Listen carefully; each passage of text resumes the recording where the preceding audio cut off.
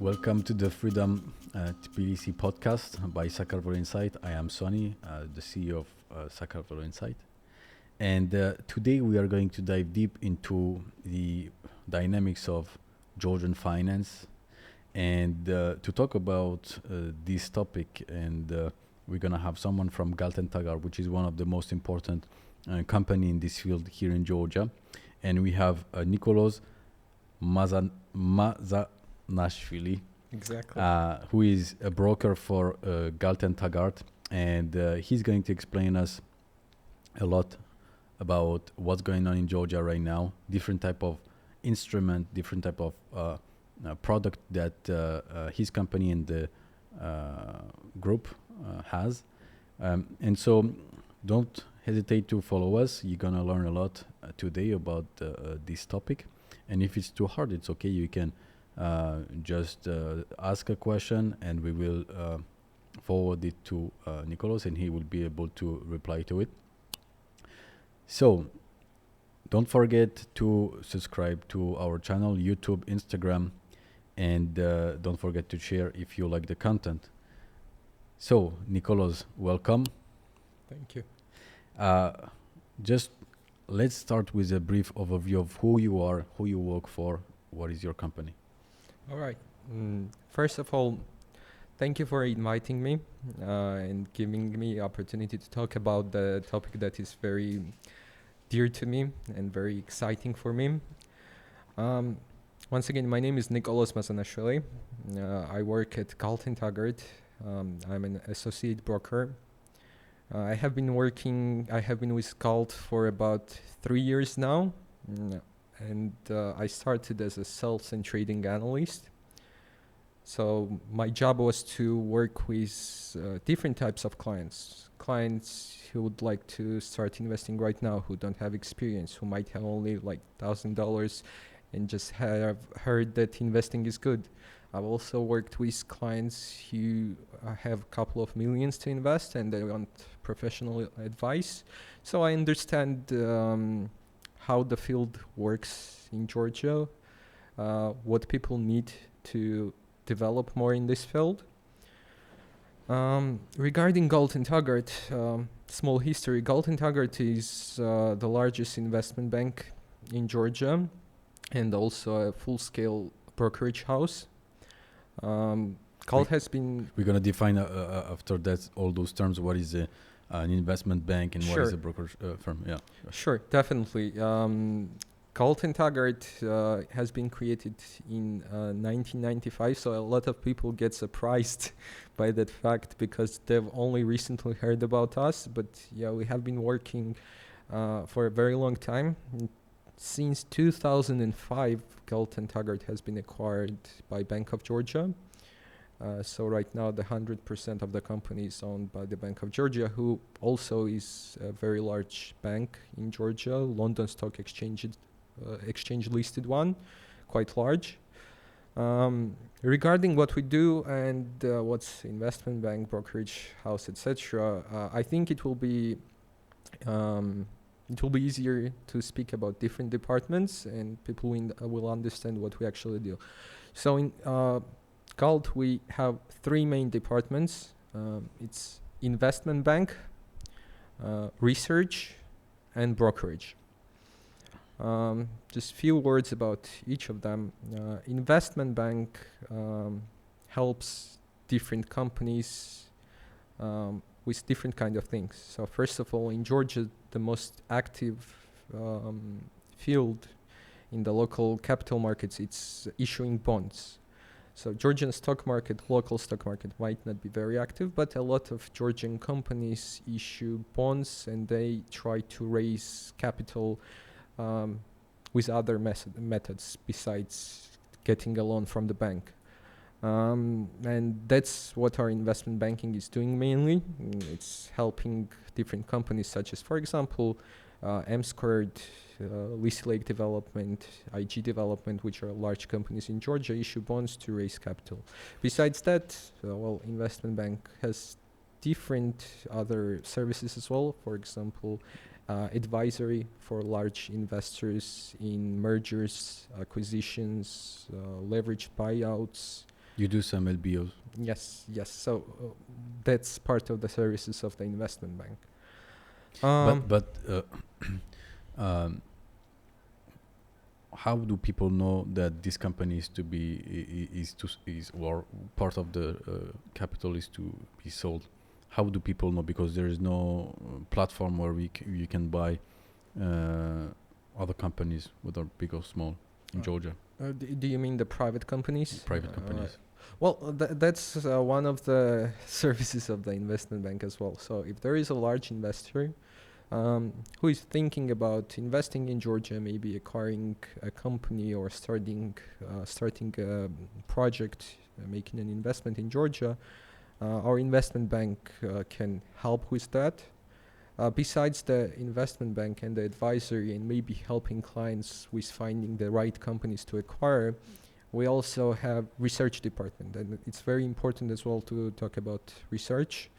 Our research department has several different kinds of research notes that they issue.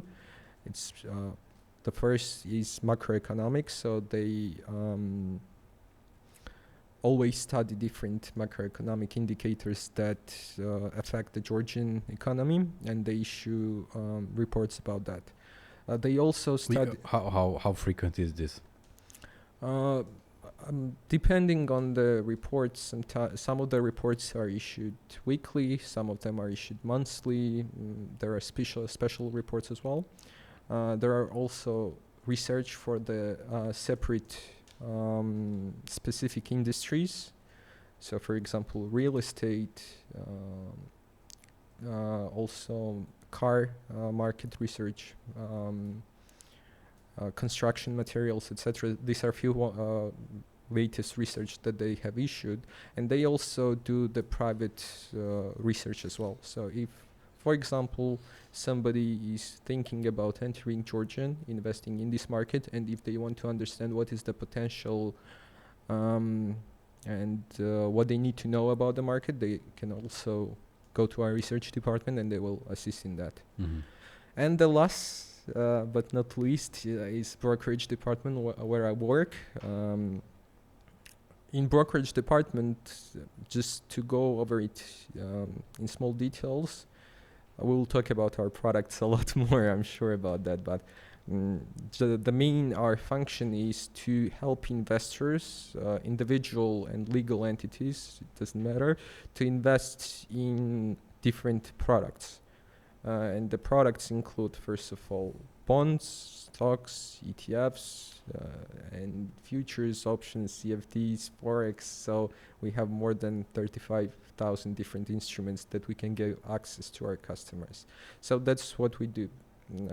We help clients in brokerage department, and that's my job as well. We'll help them to invest in financial instruments in hope of raising capital, growing capital, and creating better future for themselves. Mm-hmm.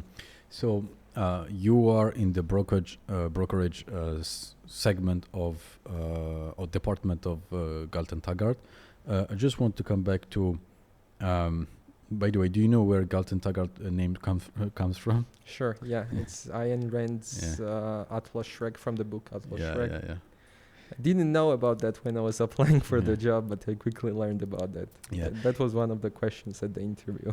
You know that's really interesting. That's before coming to Georgia, that's one of the signals that told me that that's potentially a good country, because if there is a company that is called by the name of two characters in Atlas Shrugged book, it means a lot. It means a lot. Who was it founded by?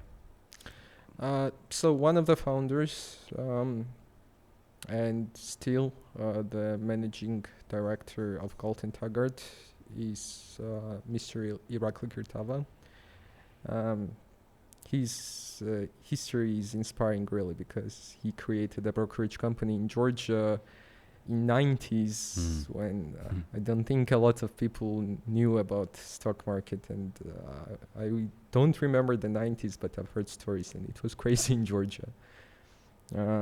So yeah, Irakli Kertava is one of the founders and still the managing partner of Galt Taggart after almost 30 years. Yeah. Interesting. So to come back to my question, how does a company issue bonds? Are there some limitation about the size of the company? How would it work? What can you guide me through the process of? Okay, I'm a company. I'm going to Galt Taggart. I'm saying, okay, I need capital. I don't want to dilute my my equity. I just want debt, senior debt. How do I do? What would be the process? Sure. We can go over the details and explain it in simple terms. So basically, companies, of course, have several different options how they can raise capital. So they can go to bank and get a loan. But sometimes companies want to get loans with better rates for themselves. Sometimes they want to diversify their sources of capital. To be honest with you, I don't directly work with issuing bonds. That's more of my colleagues' jobs. But in simple terms, the company approaches Galt Taggart. My colleagues from our investment banking department, they go over the financials, they analyze the company, they see if it has potential to attract the investors, if they have enough cash flow, enough good balance sheet, and enough assets to pay these loans. Because this process is not that easy. The regulator of the capital markets in Georgia is National Bank of Georgia. So when the company is issuing bonds, everything has to be in accordance to the Georgian regulations, and Galt Taggart Investment Banking Department is also working with the company, is also working with the National Bank of Georgia, and they go over the details. They create the prospect, which is the document that shows all the details about the bonds. So how much bonds are they issuing, what are they going to use this money for, the history about the company, their financials. And after that, when everything is ready, investment banking department starts working with us, the brokerage department. In brokerage department, we have a lot of investors who have already indicated in the past that they're invested in bonds. There are we have local investors as well, but we also have a lot of international investors who are attracted by the high yields that they can get in Georgia. Yields are the percentage rate, the coupon that you get on the bonds. And we usually have a short time period where we call up our clients. We send them all the details about the company, what type of bonds they're issuing, what is the maturity, so how long will the bonds be outstanding. We give them options to indicate what percentage they would like to get. So there is a range, like let's say from 8% to 9% in US dollars, and investors during these few days indicate what is the smallest percentage that they agree to acquire these bonds for. So it's like an auction. It's not the yield is not set in stone. Yes, during the book building process, though, when it's the first issuance, we ask our investors what do they want to get, what type of percentage from these coupons. Some of the investors might indicate that they are okay with 8%. Some of them might indicate that they are okay with 9%. And after the book building process in a few days is ended, we see what is the demand, what are the investors asking for, and then we issue the bonds and investors get the bonds. So that's when the first issuance ends. How does it work on the brokerage side? Do the investors, is it all by phone or email, or just give us a clear picture of how does it work, or is it just the investors just go onto his platform, click and get the bond? Sure. So when it's the local bond issuance, it's done. So officially, we have to receive everything and every confirmation by email. So we send, before we call, of course, our clients, we send them the documentation, the presentation about the company, the expression form that they have to fill out if they're interested in acquiring this bond. And after that, we call up the clients, we talk with them, we ask if they have seen the email, have they analyzed it, are they interested, do they have any questions. In some cases, we might go over the details together. And if the client is interested, he indicates the amount, how much he wants to invest in these bonds. Actually, one of the very good and biggest advantages of the local market in Georgia and investing in bonds that are issued on the local market is that you don't need too much to start investing.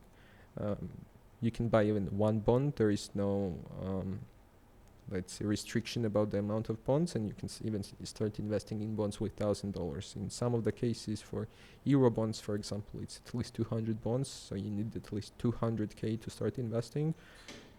In some cases, depending on the bond, it might be in United States or other countries, it might be 20 or 50K. Okay, so basically is a one-on-one approach mostly here. Yes. There's no automation in terms of...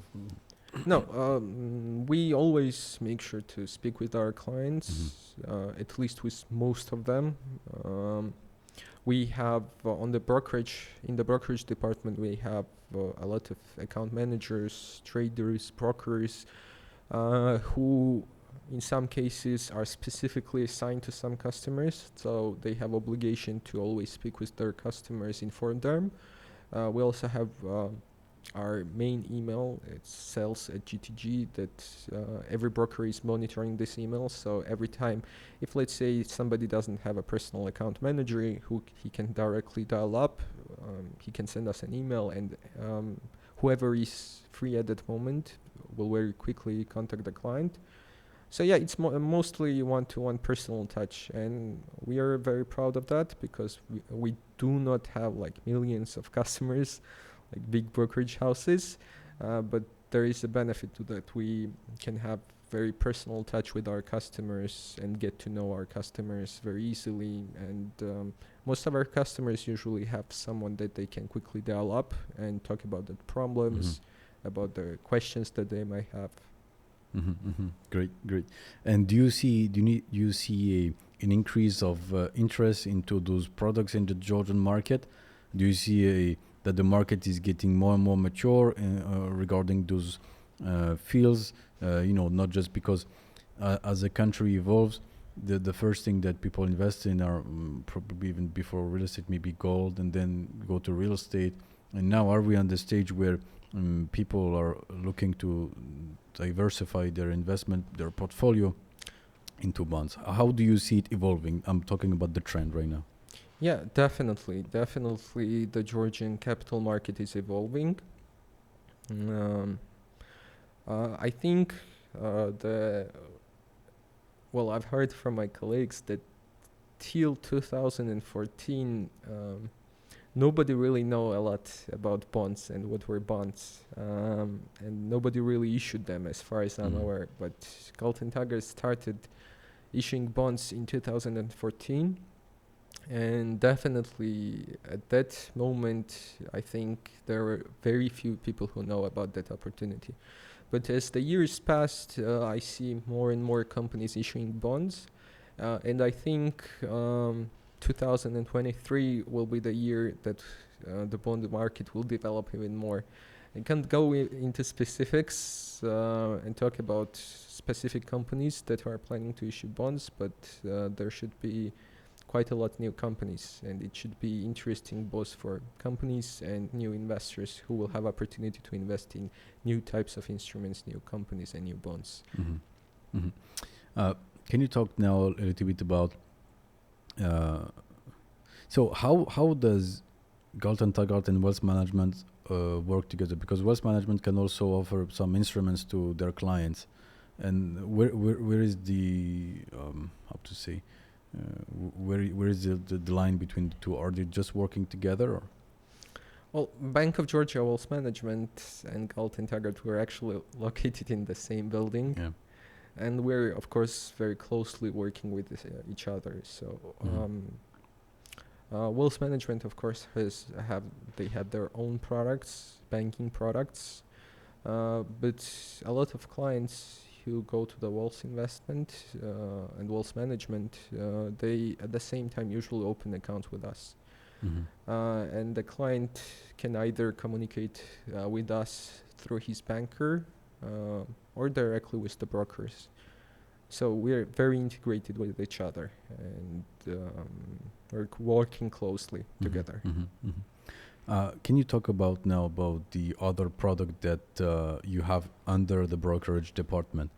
You talked about, and we talked a little bit now about the how to issue a bond and how then the brokerage department take care of, you call it, how do you call it, the book building? Yeah, book building process. So this is the part where the product is ready and you call and you see what is the demand, what is the interest of the public. Am I right? Yes, correct. And then I know that you have another product which is called Trader GE. Yes.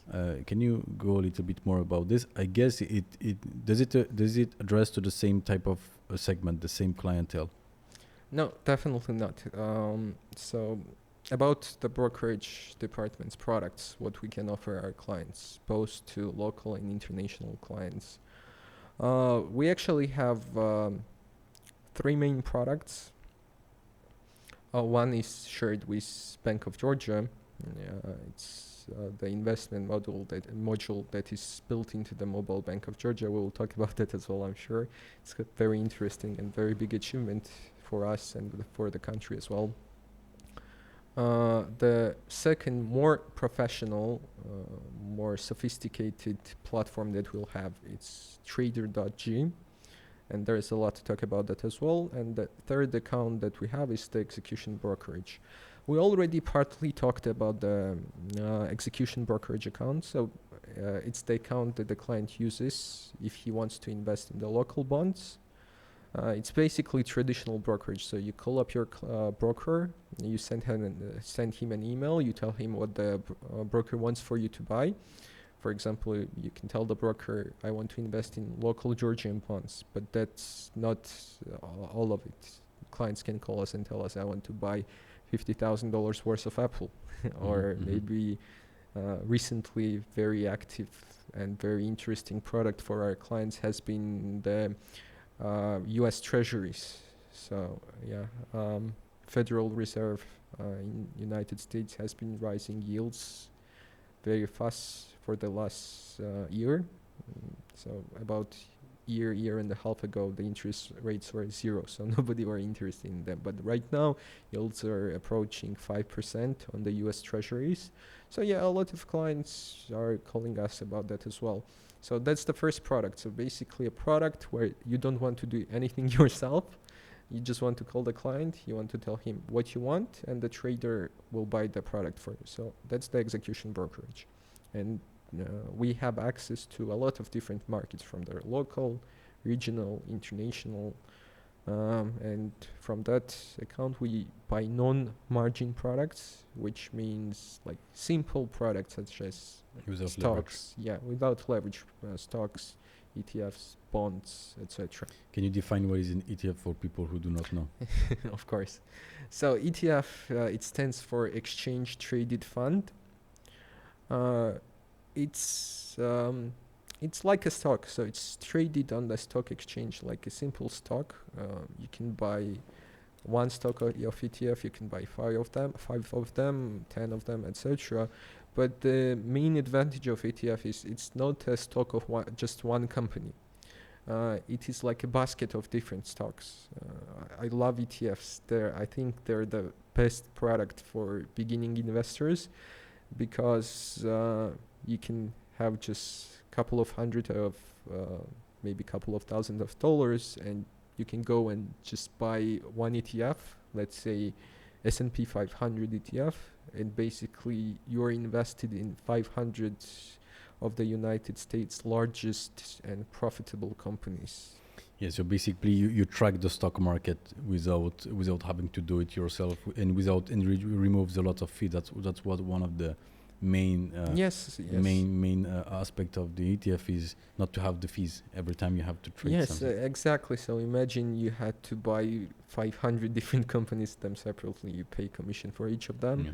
Plus, then you have to monitor them and you have to rebalance the portfolio. You have to buy some, you have to sell some. That's very hard.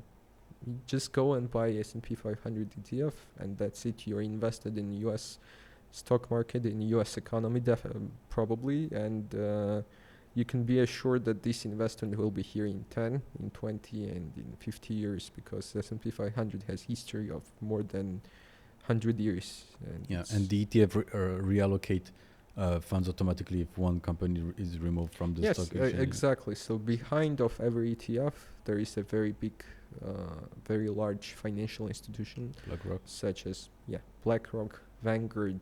They manage trillions of dollars, and they're experts of their field, and they know how to do this stuff. They're very reliable.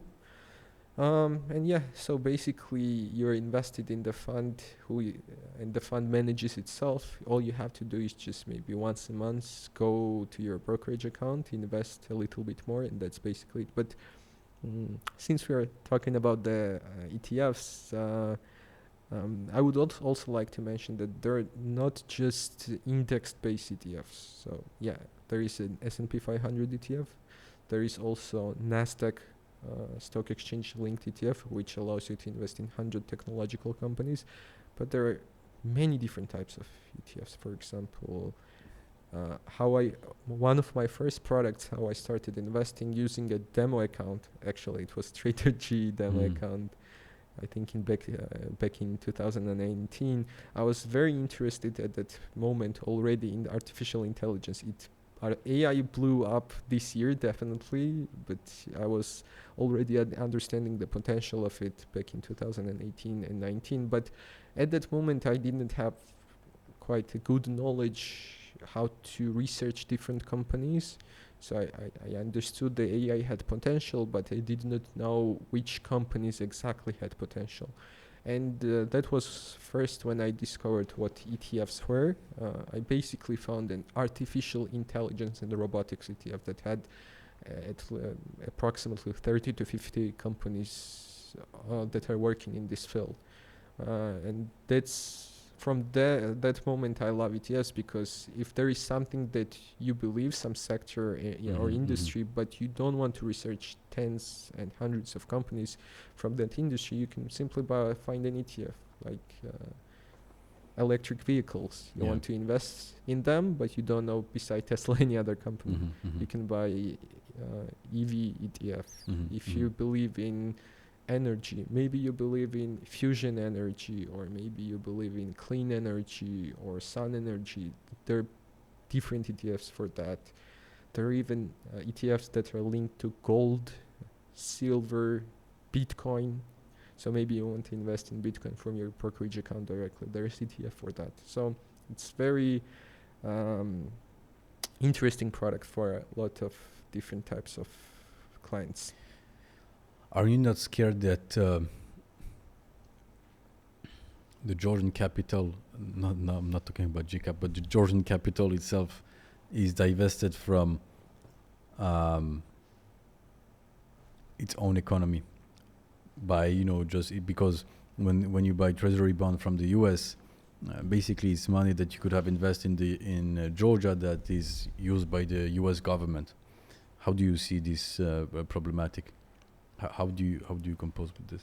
Sure, I'm definitely not worried about that, because to be honest with you, I think one of the biggest problems in this field that we have in Georgia is that a very small amount of population and people know about these investing opportunities.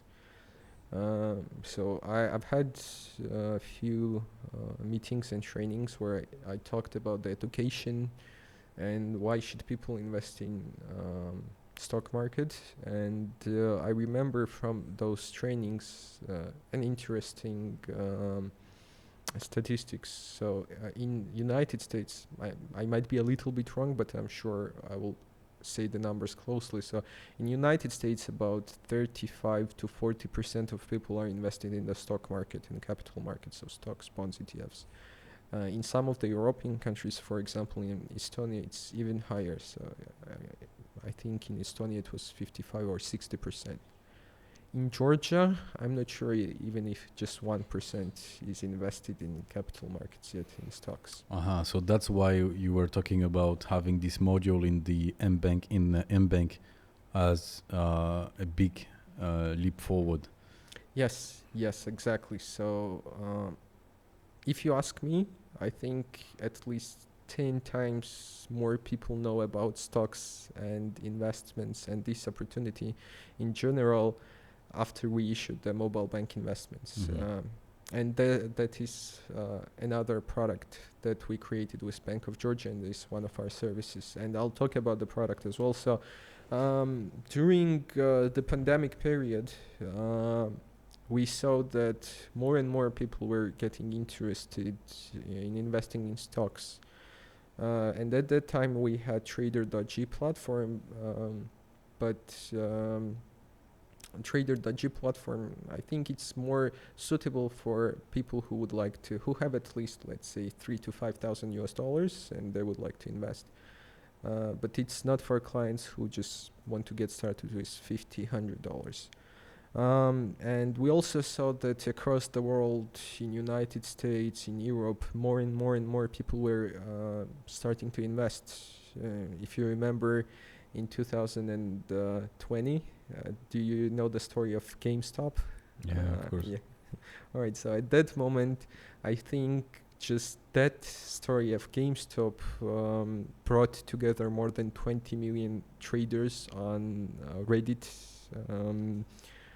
thread, and we saw the potential of retail investors. So we saw that more and more people who might have small capital are getting interested in the investing, and we also saw that one of the most successful companies in this field were Robinhood, Webull, etc. So we seriously started thinking about doing something like that in Georgia. And that's when the investments idea was born. Then Galt Taggart with Bank of Georgia started working on them. It was. How do you call the product? It's called investments. So it's a investment. That's it. Just investments built in. It's built in directly into Mobile Bank of Georgia. That was one of the strategic decisions as well, because Mobile Bank of Georgia, I think they have 1,600,000 active users, if I'm not mistaken. I might be wrong, but I think it's around that. And directly, we gave a lot of people access to the stock investing market. So if you go to your Mobile Bank of Georgia, if you go to products, you see investments up, and it just takes 2 minutes of your time to open the account. So just to clarify, it's not a margin account? No. You cannot trade with leverage, meaning that you cannot use bank's money or borrowed money to invest in those stocks. But you can do fractional shares. Yes, meaning exactly. that you can, for instance, for a share that like Apple, which would cost, I don't know now, maybe 100 something, 890, I don't know. 165, I think, right now.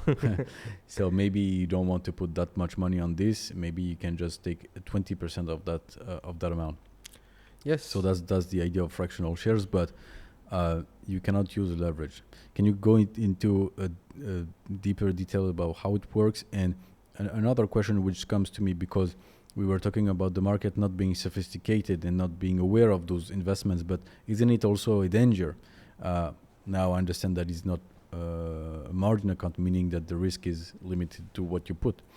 But I would like to have your opinion on this. Sure, definitely. So in the investments module that is built into the mobile bank, Bank of Georgia, people have access to U.S. stock exchanges. So it's New York and NASDAQ stock exchanges. That's it. Yes, that's it. But there are definitely a lot more product there than a basic the beginning investor needs. I think there are more than 6,000 different stocks and ETFs available on the platform. On investment. Yes. New York and Nasdaq Stock Exchange are the largest in the world, most liquid, most famous, and of course companies from all around the world try to issue their stocks on these exchanges specifically, because that way you have access to more people, because from all around the world people try to trade on these markets. And yes, definitely there are many different types of companies available on the platform. Of course, there are Googles and Apples of the world, but there are companies that have just market capitalization of 500 million, 1 billion that you might not even heard about. Some of the penny stocks are available there as well. So of course, if the investor doesn't know what he's doing and he will just invest in companies that he doesn't know anything about, that's a danger. That's not investing, that's gambling. But from our side, we really want to educate people about that, and we're doing a lot of different things about that. So from the very beginning, we created ebook that anyone can read about the correct way how to invest, about the long-term investment, dollar cost averaging, investing in ETFs instead of single stocks. We created a weekly YouTube show where me and one of my colleagues also we're talking every week about the news that are happening on the stock market. In some of the episodes we try to talk more about educational stuff. And I think last year I had myself at least 20-25 different meetings with investors, from solo, we worked with also Invest Hub and Marketer, also with a lot of different people to organize trainings and meetings and webinars where I talk about this stuff. So what is a stock, what is ETF, how to start investing correctly, why you should invest in long term and not just try to trade every day. And I think we're doing a good job in that field. We're trying our best. I think there is definitely more room for improvement. I think at this moment we're over 20,000 clients in the mobile bank of Georgia. But still, that's nothing compared to the population. But that's very impressive. What's very impressive is the quality of Bank of Georgia.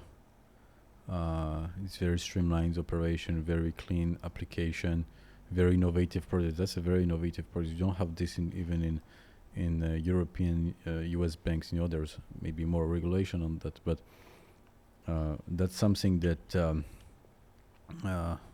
we can give credit to Bank of Georgia and also maybe Galt Taggart in that case, because you worked. We were working. And I think that's even when you compare it to international standard, I think Bank of Georgia is really high, really high.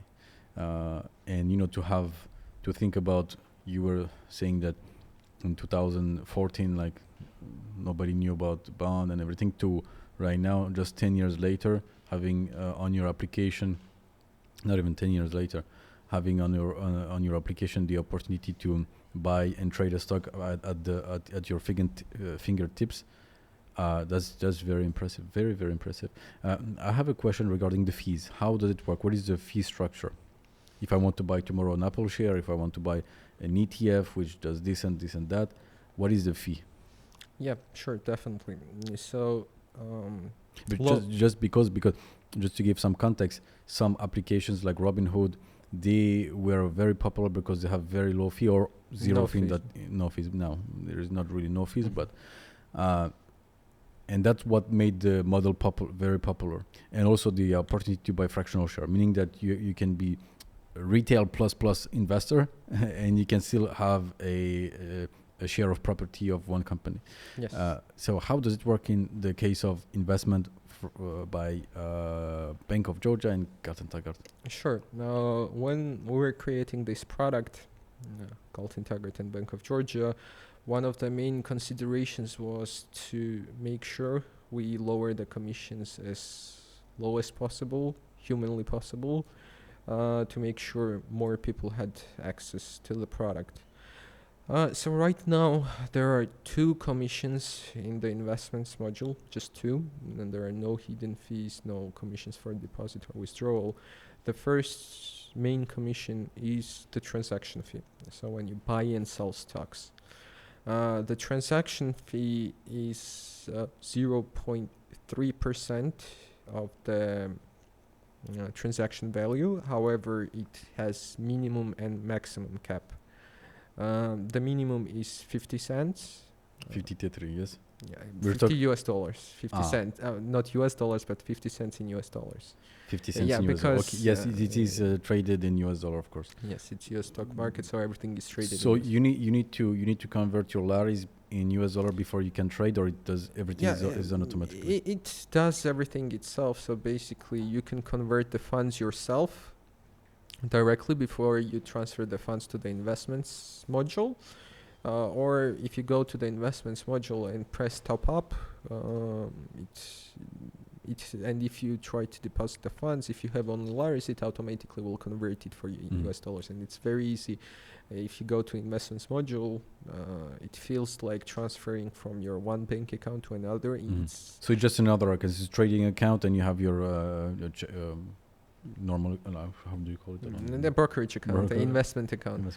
Yeah, it definitely is not the same, because as soon as you open the investments account, basically you don't see it, but in the background you're also opening a brokerage account in United States. Yeah, because our service provider, who is doing all the back office work, so gives us access to the US stock exchange. It's a US based company, and as soon as the client opens the account in mobile bank in investments, which takes probably just 2 minutes, a brokerage account for you is at the same time opened in the United States. So basically you have all the benefits of investing through a US broker. So safety, because first of all, it's a broker that is under, I think, the most scrutinized, yes, and the most hard regulations in the world, because United States is very popular by that. They have very strict regulations. You also get the insurance that is required by United States for every broker. So your investments up to $500,000 are invested by are insured by SIPC. So basically, it's the same as United States. Plus, all of your cash and securities are safe kept in United States. So that's very cool as well. Yeah, but it doesn't mean that you cannot lose capital. We need to precise this. Yes. Definitely, insurance doesn't mean that if you invest in Apple and if the price goes down, you don't lose money. It means that if something happens with the broker, you're insured. So the first fee is 0.3%, and the second? Yeah, sorry, I forgot about that. We started talking about other things.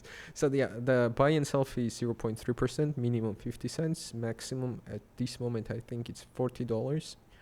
Now, regarding the second fee is like a subscription fee.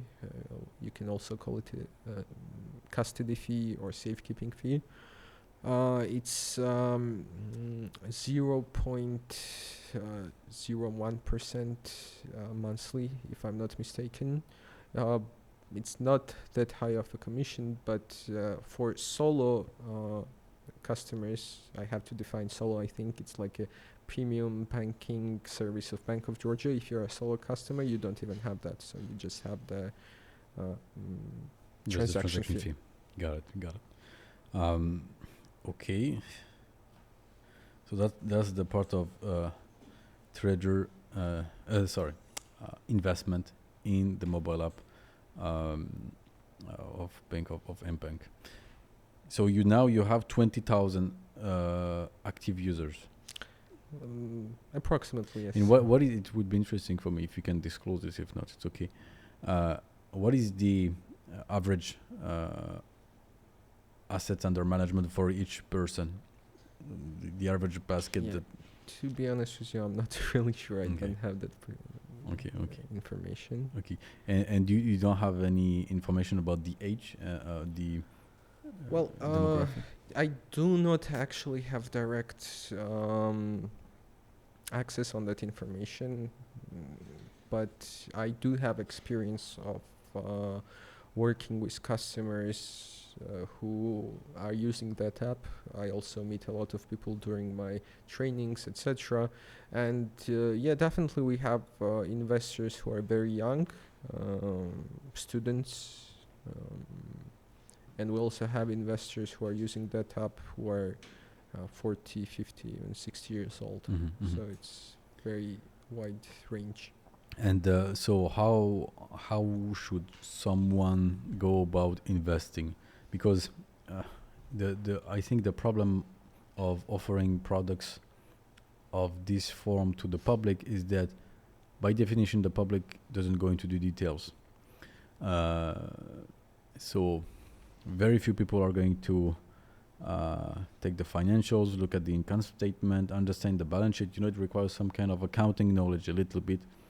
It's not very hard, but it still requires a little bit of basics. So how do you deal with this issue of not knowing what to invest in, and how you should go about it? Sure. So my first advice to the investors who are just beginning is definitely to have the correct expectations. So it's a long-term game. It will not, if you invest $100 right now, it will not make you a millionaire in 1 month. But if you keep investing for a lot of time, it will definitely make you a millionaire. Now, I always try to advise. So the first advice that I always give is invest long-term, and if you're not risky and you just want to be a passive investor, just invest in index funds. So S&P, ETF. yeah, ETFs, S&P 500, QQQ, etc. If you want to take a little bit of more risk and to understand how all of this works into more details, to get more information about all of that, I think it's always the best to choose the companies whose products you use, on whom you have a lot of information. You like the company, you believe in the company, you know what they're doing, and the main point is to believe in the company. Because if you buy stock with name that you don't know, that you just read in the news, and the article is telling you that this is a great company, it will grow, but if the stock drops down 5%, 10% that day, trust me, you will get scared and you will sell the stock and you will lose money.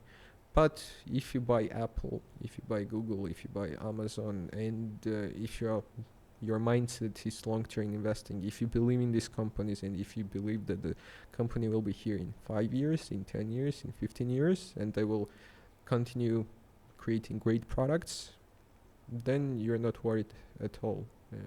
I think you have to look. In Georgia, a lot of people for the last 20, 30 years, their main investment has been in real estate. I think it's the most popular investment tool in Georgia. So if you have a lot of money, go buy real estate. That's the mentality of Georgians, at least the older generation, most of them.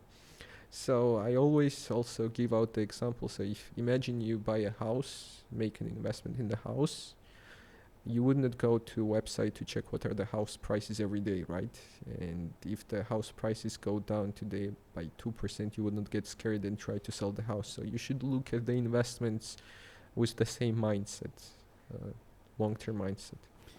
So that's the second category of investor, the ones who your recommendation is to say, okay, if you use the product and you like the product, you believe the company is going to still continue doing those type of products, maybe it's a good idea to invest. Maybe. What would be the third category of investors? Maybe the sophisticated ones. In that case, maybe this product is not enough.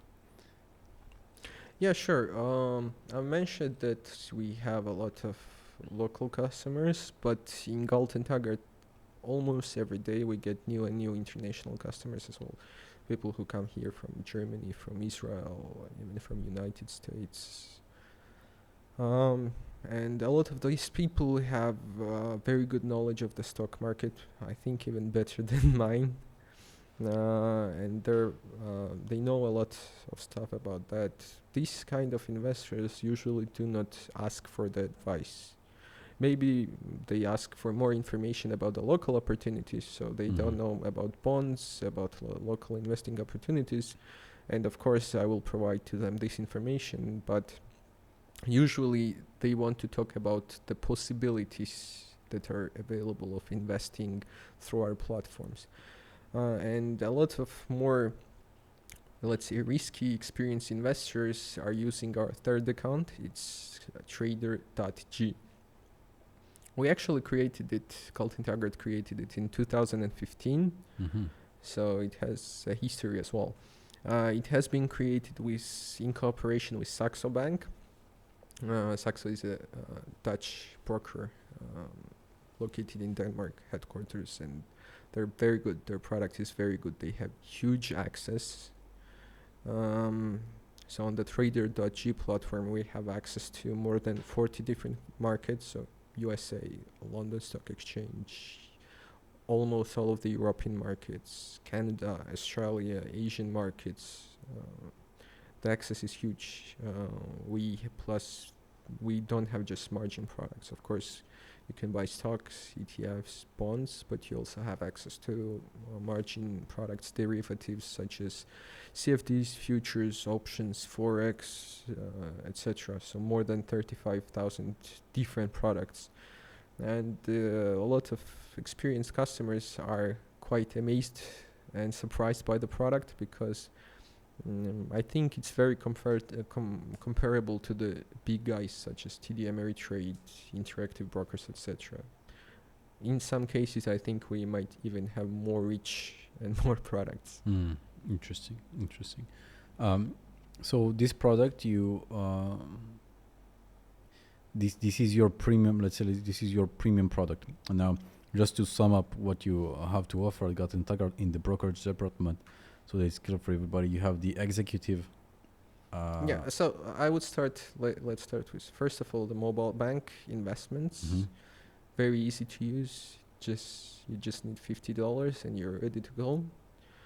Then we have trader.g account, which is more professional, more products, more opportunities, more functionality, etc. And the third is it's execution brokerage. As I said, it's not an online platform. It's an offline account that gives you access to anything else that is not listed on those two platforms. So on the platforms, you will not be able to buy Georgian bonds or regional bonds. Maybe you're interested in Turkish bonds. On the platforms, they're not available.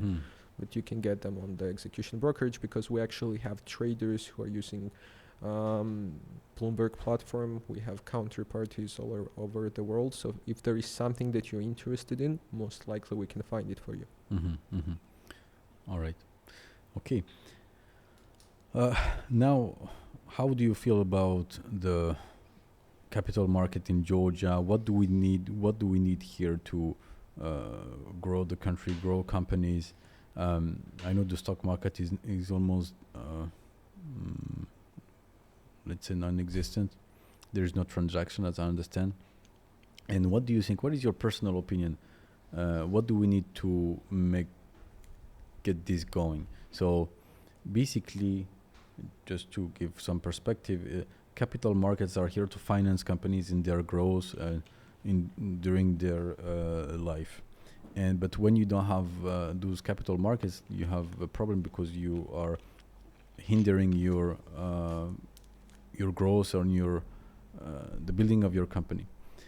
So capital markets are very, very important. Of course, the most efficient capital markets are in the USA. You have access to funds at every single stage of the company, of the company's life. What do you think is needed? What type of action should be taken here in Georgia to have capital markets which are efficient and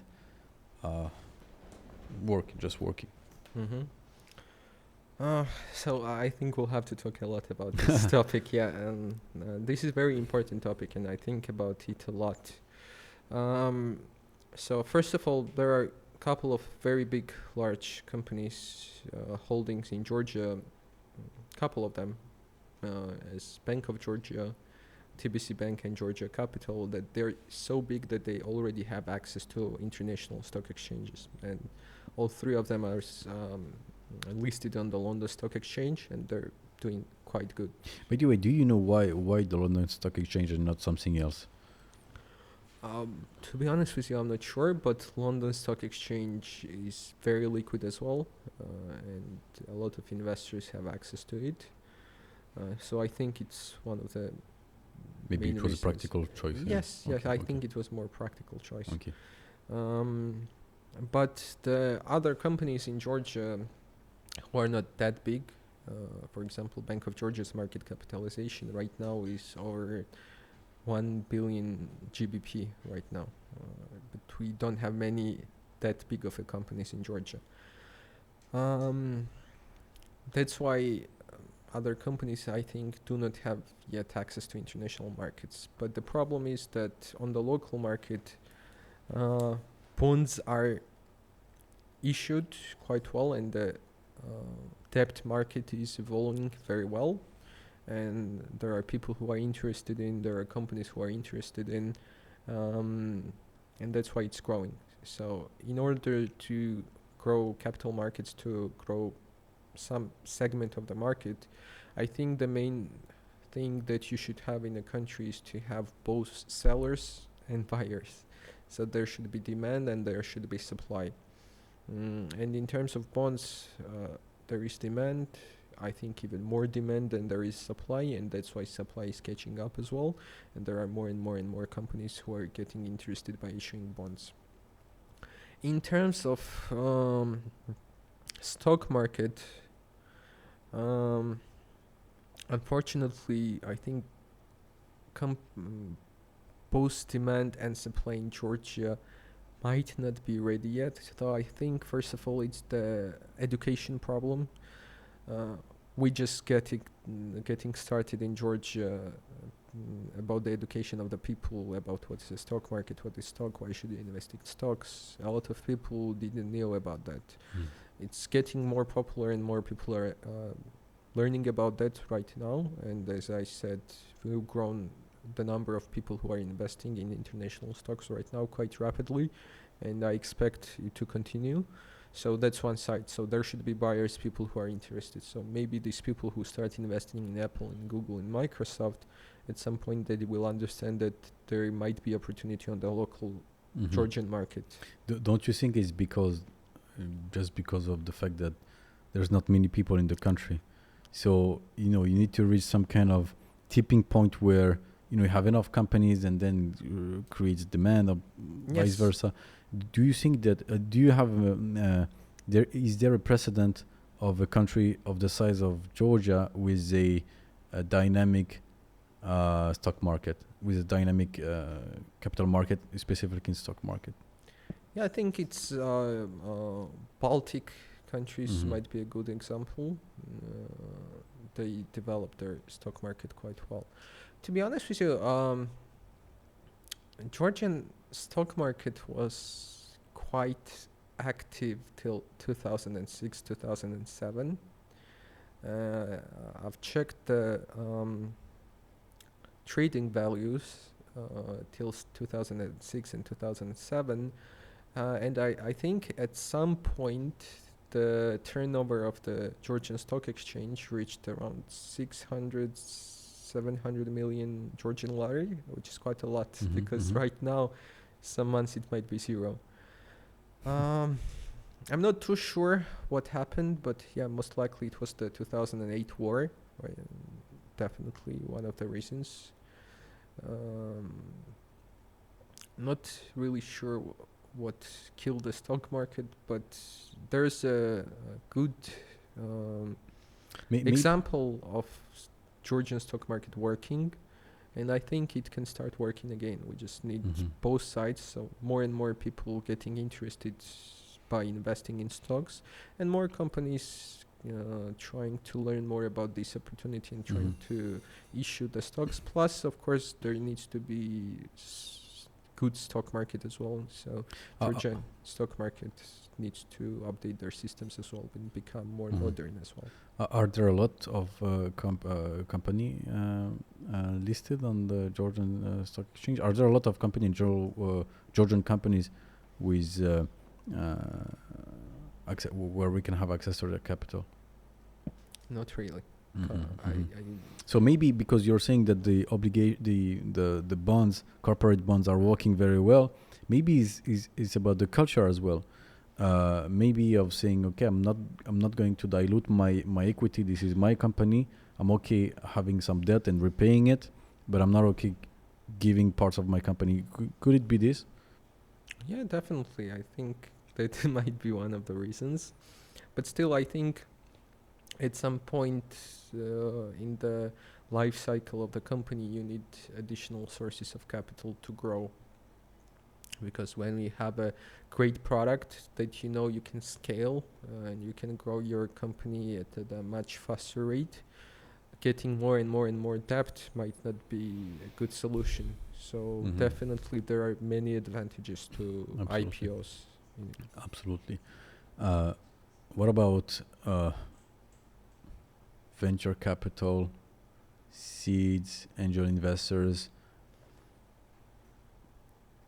I mean, that's also can be considered capital markets, and there are some association like Axel. We're doing a great job to have startups pitching their idea in front of angel investors. But what can we do in this? Because if we don't have startups getting off the ground, I mean, you won't have companies in the stock exchange at the end of the day. So shouldn't we just start by this? Yeah, definitely. During the last few months, I got to know Axel, and I'm very happy I did that. Actually, one of the co-founders, Haik, was my co-presenter at DataFest, so he invited me to the Axel meeting. Good guy. Yeah, great guy. He also started investing using mobile apps, so we definitely talk about investing. I tell him about the stock market, he tells me about the venture capital. He also invited me to the several meetings. We also, Bank of Georgia was sponsor of Axel's one of the meetings, and I got to spoke there. And I'm very happy, really. I'm very happy to see that there are a lot of Georgian startups who are trying to grow their business, develop, raise capital. Because of course, if you don't have startups, if you don't have new companies trying to develop the product to grow, you will not have companies who will issue stocks and go through IPOs, because no company can ever make IPO in just one day. It needs to have history. So every company that issues stock, it goes through several stages of life cycle. So seed stage, development stage, different stages of angel investing or venture capital investing. And then at some point, the company is ready to go even bigger and go through IPO. So definitely, I think the development of the startup ecosystem and angel investing in Georgia is a very good start, and I hope that it will lead to Georgian companies, startups, maybe even technological companies issuing stocks. Maybe in Georgia, hopefully. If not, maybe outside of Georgia. Yeah, I think what we see now is very, very positive, very encouraging. When we see what Gita is doing, frankly, they're doing a very, very good job, and very good people there. When we see things like Axel, by Haik and Guri, yesterday, for instance, there was maybe 85 people, potential angel investors, who were assisting to this event. So I think it's growing. It's very positive what's going on, and I think when we look back just 2 years ago, I mean the difference is tremendous. So it's really evolving rapidly. And I was talking with Haik last week about the difference between the Armenian startup ecosystem and the Georgian one, and he said something very interesting. Of course, the Armenian startup ecosystem much more developed. There is a very big Armenian diaspora with quite a bit of money.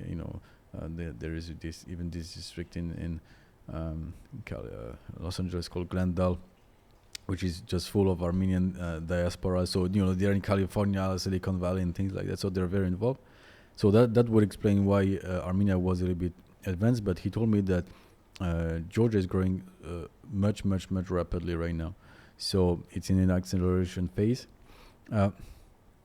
So I think it's very positive, seeing what Jita is doing, seeing what Guri, Hike, and other people are doing in the ecosystem. So that's also a way to develop capital markets in Georgia, and I think that's the first stage that should be developed.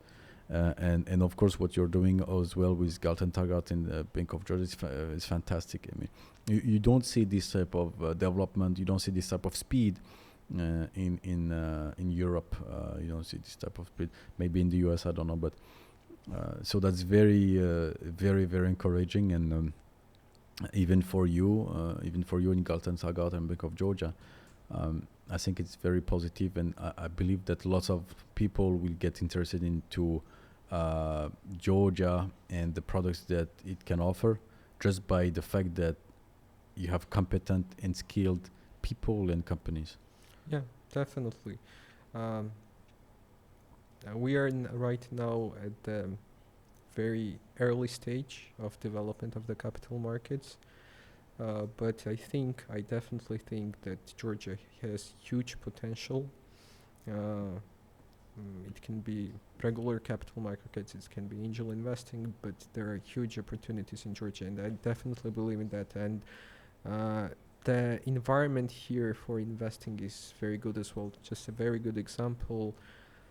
In Georgia, we do not have any capital gain taxes. Yes, I wanted to come back to this. Yes, if we can go now through the taxes, like, so if we make capital gains on either investment or trader.ge, how does that work tax wise? Sure. So that's what I was saying. So it's one of the biggest advantage of being a Georgian investor in investing through Georgia and through trader.ge platform, for example, mobile bank investments or execution brokerages, that in Georgia there are no taxes at all for capital gains for international companies. Well, I'm not a tax expert, of course, and maybe there might be some cases when somebody might be eligible for some kind of tax, but in 99% of the cases, for regular investors, there are no taxes at all. So even if you buy, let's say, Tesla stock today, it grows 20% in a day, you sell it tomorrow, you don't have to pay anything anywhere, you don't have to declare anything, which is one of the biggest advantage of investing here. And I think people still do not understand how big of an advantage that is. Yeah, absolutely, and especially international investors. And that's why I believe could be that Georgia could become financial hub for that reason alone. Because I'm not sure about other jurisdictions that have similar. I'm not sure as well. I cannot recall any other country. But anyway, 0 is 0. So. Yeah. Okay. So again, I would like to have your opinion about how do you see Georgia? How could Georgia use its assets to its full potential? Like, knowing what you have, knowing the company that you have, what Georgia should do, what Georgia should position itself as. You have Switzerland, who positions themselves, for instance, as very, very secure bank. I mean, we saw that there are some issues, but and very precise technological country and luxury as well. How do you think Georgia could position itself to maximize its potential? Sure. So there are several things that we can do. For example, I myself I'm always trying to develop myself. Recently, I passed the CFA level 1 exam, and when studying for the CFA... Can you define for people who do not know? Yeah, sure. It's Chartered Financial Analyst program. It's CFA institution is a US-based institution that provides very detailed tests and education for the financial analysts who are working in this field.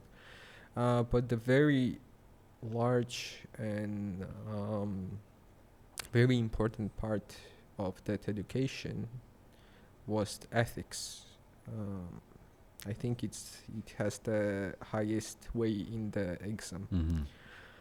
Mm-hmm. So definitely we saw several times, even during the last few weeks, that in the financial industry, if the people are not following good ethics, good risk management, even the biggest can fall.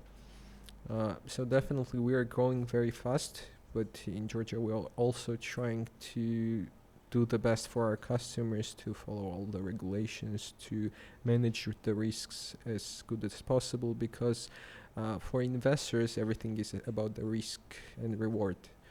We definitely have very good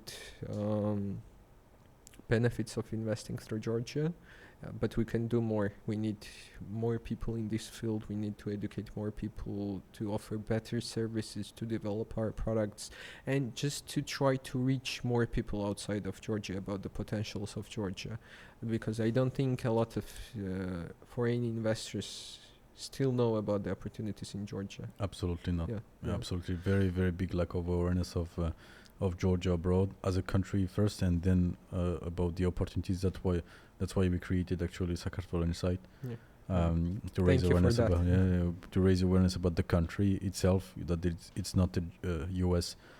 State; it's a country. It has lots of things to showcase. So, I have a question. Why do you think the banking industry developed so well in Georgia? It's very interesting to me, because normally the banking industry, apart from if you are in Switzerland, I was saying why Switzerland became successful in the banking industry, because lots of foreign capital and currency went there. But in the case of Georgia, that's not really the case. You don't have people coming in Georgia and putting their money there. I mean, some, but it's not. I assume it's not fundamentally why the Georgian banking system became what it is. So how does it work? Why did the banking industry in Georgia develop so well, and how could we have today such great products? Right. Well, I do have some of ideas about that. Of course, I'm not a big expert in the field of Georgian banking industry. I'm more of a working in the brokerage industry. But I can share some of the ideas. So banks in Georgia, and what I love about banks in Georgia, including Bank of Georgia, I use the app every day, is that at some moment in time they have, I think that's what happened, they have decided and then understood that the technological progress was the way to go. Both Bank of Georgia and Tbilisi Bank at some point created very good applications. They made a lot of their services digital, and I think they invested a lot in these digital products. So it feels for me like a second nature right now to just take out the phone and send my friend like $20-30 maybe for the food that we shared, and it arrives instantly like that.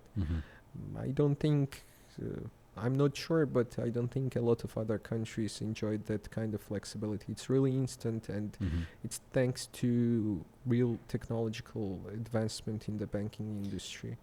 Is it also the fact that there is the infrastructure that was creating during the 2006, 2007 legal, I'm talking about the legal financial, the fact that everything is centralized, revenue surveys, things like that, the fact that you can pay everything from your mobile app, it has to have some form of infrastructure which was pushed by reforms.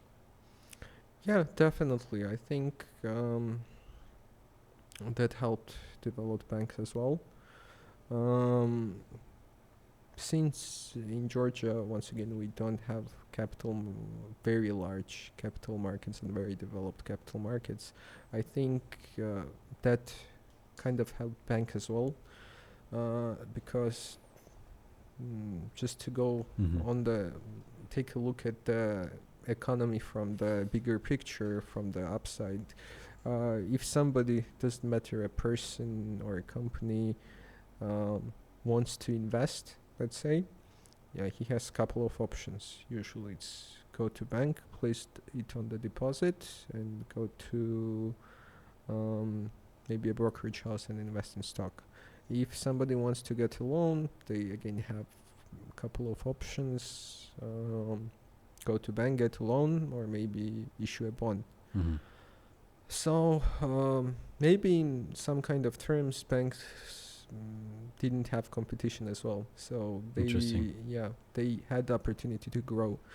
But I think that that's not the main point why the banks grew. I think the main point was the decision to go technological and to invest a lot in the digital products. Plus, right now, the capital markets is growing as well. I think a lot of people are understanding that there are alternatives to the traditional banking products, and we're growing. There are a lot of growing number of people in Georgia who are using more instruments than just deposits and loans, and I think that could be motivation from banks as well for the further development. They need to make their products even better. Definitely, the potential is here to attract investor here. Definitely, great, fantastic. Nikoloz, I think we have a very good overview. Are there any topic you would like to address before we finish? I think we went all over a lot of different topics. Nothing comes to my mind, but definitely if anyone who is watching us or listening to us has any of the questions, they can post it, or they can definitely contact me on social media. Sure. Facebook, LinkedIn, Instagram, Nikoloz Mazanashvili. I'm very easy to find. So that's my job, to help more and more people to learn about this field. So I'm happy to help. Bravo. So we are very happy to have you here, Nikoloz. I think it's a very good overview of first of all, what are the situation of the capital markets in Georgia. We went through this, the key players in Georgia, Bank of Georgia, Tbilisi Capital, Galt Taggart. We understood what Galt Taggart is doing in details. We went into more details about the brokerage and how can people get exposure to US stocks through investment, the application, and then when they get more experience to trader.ge. So with more product derivatives and things like that. And we understand that if they want also a personalized experience or products that they cannot find in the app, they can just open this executive account and get access to almost every single product that exists right now in the world. Yes, definitely. Thank you very much for inviting me. I enjoyed our conversation, and I hope we at least help some people get more information and learn something. Sure, absolutely. I'm sure of it. Thank you, Nikoloz. Thank you. Nachamdis.